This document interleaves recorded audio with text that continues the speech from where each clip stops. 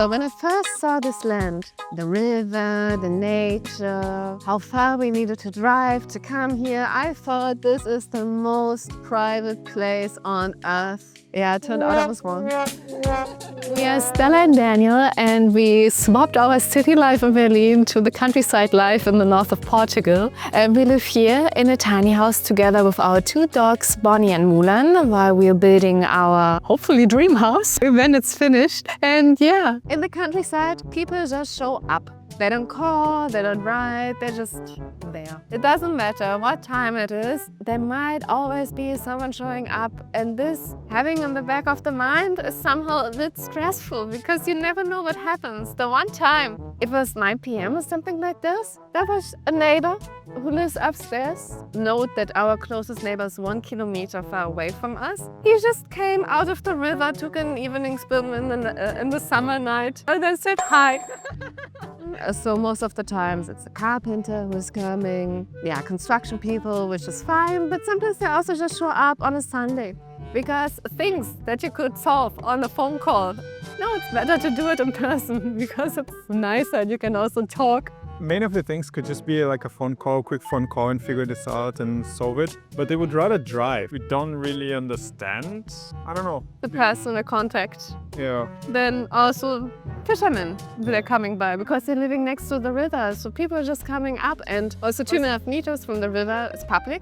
So they're allowed to walk here. But still in the beginning it was so weird because we're working and then like there's standing somebody on the property. There's like a season, roughly like 2 months, 3 months, I don't know, where there's a lot of fishermen. They come here to fish. I don't think they take the fish home. It's always like this tiny fish. They just fish and put it back. It's more like a sport thing.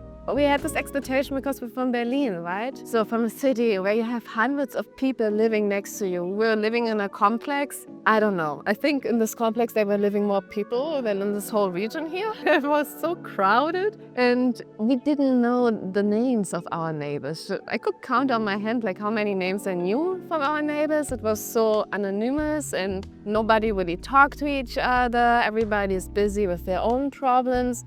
So when coming here, knowing that there's no neighbor around, I was more expecting, to not have so much traffic and interaction. In Germany, in Berlin, there's so many people around that they don't really care about you. So you come and go, you pass by in front of them and nobody even notices you. While here, it's big news for the region, right? So everybody kind of knows us, even the people that we never saw them. When we ended up meeting them for some reason, or I don't know, where, but they're like, oh, you're the Brazilian-German couple. So they know about us. Yeah, even though we were way closer back in Berlin to our neighbors because we were living wall to wall, but here they would barely say good morning, good evening at the elevator. Just ignore us, just crazy. And here is more distance, but it feels closer. Yeah, also the whole community feeling here is something totally different. Like when we come here, we have the feeling everybody knows about everyone, but also everybody wants to help everyone.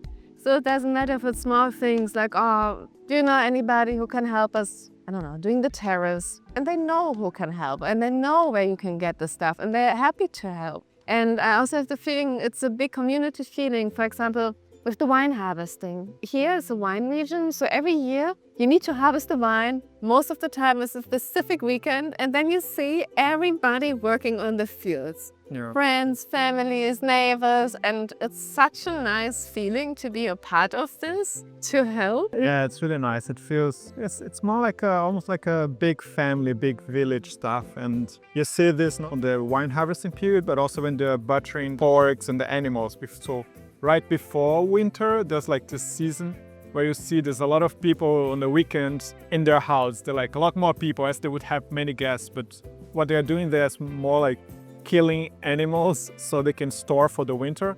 And back in the days, they would do it in this specific season because it was when the weather started to get cold, so they could store the meat for longer.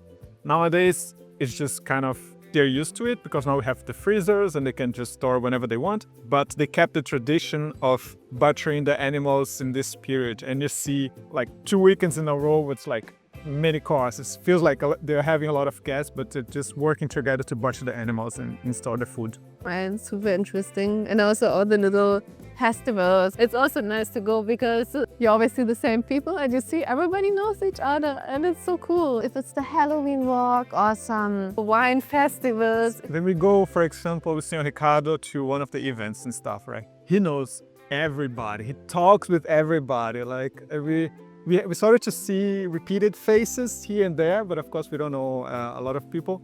We just see that for those that are from here, from the region, they know everybody, and it's like a big community, a big group of friends, and it's crazy. It's really nice. Another thing from this community feeling here is that a lot of the people here, they kind of have their own small production of things. There was a day the carpenter came here. Yeah, he just went to this festival, came back here and dropped this cherry basket for us to try. And then he also brought us some eggs another day because there was additional extra eggs. Dona Maria from time to time give us potatoes because she produced a lot, and then we passed by there and she gave it to us.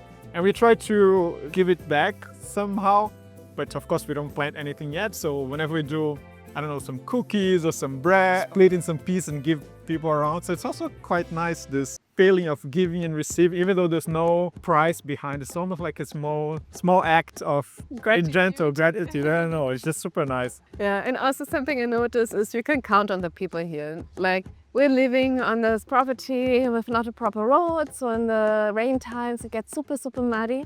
And whenever we know we could get stuck, we know we can call Senor Ricardo, who can come with his tractor and rescue us. Like, there are always people coming and helping, and it's nice. It's really, really cool. But Stella just touched on the period of the year that we get the most privacy. When it's winter, when it's rainy, crazy, because then nobody can reach the property because it's just too muddy and too crazy. So Berlin, on the other hand, even though people in daily life are very distant, we have also one big park where a lot of people, and you always find people who like the same stuff as you like. So this is something also nice from the city, not to talk it to bed. I mean, we don't have a lot of hobbies and specific things, I would say. There's nothing I'm missing from the city. But for example, my cousins live in Beijing now, and he likes this very specific choro type of thing. And his struggles, Brazilian. Yeah, Brazilian type of music. And he struggles quite a lot to find the people to play there. We're talking about Beijing, a large city, right? And yeah, but China. yeah, but in China, it's very different culture. But if you would come to your countryside, you also need to take into consideration that a specific group of people you have in the city doing something, maybe it's ballet, maybe it's jiu-jitsu or something like this. I don't know. You could be able to find in the countryside. I don't know, you need to keep that in mind if you want to move to the countryside, because you might not be able to find people doing this sport or something that you love. Yeah, and in Berlin you can find everything basically. In the city, you can basically choose the community you want to have because you have so many options, you have so many people who like the same thing. In the countryside, your neighborhood is your community. And if you're lucky, like we are, it can be something really, really nice and also exciting because you get to know people you might never knew before. And it's not so selective as in the city, where you choose, or you can choose from a big pool of people with whom you want to spend time together with. Here, it's a bit different, but I enjoy it. So, let's summarize. Does this property feel private as expected? Not yet. Not yet. Let's see how it will be in a few years. We're also getting a lot of animal guests as well, because they just come here when the dogs are in heat, and horse and cows, and you never know, deer, everything, yeah. But yeah. Busy life. Countryside life. Oi. A short video? Ja. Oi, Bonnie, um pesquinho. Sit, stay. Tá mais assustado. Olha pra ele, tá.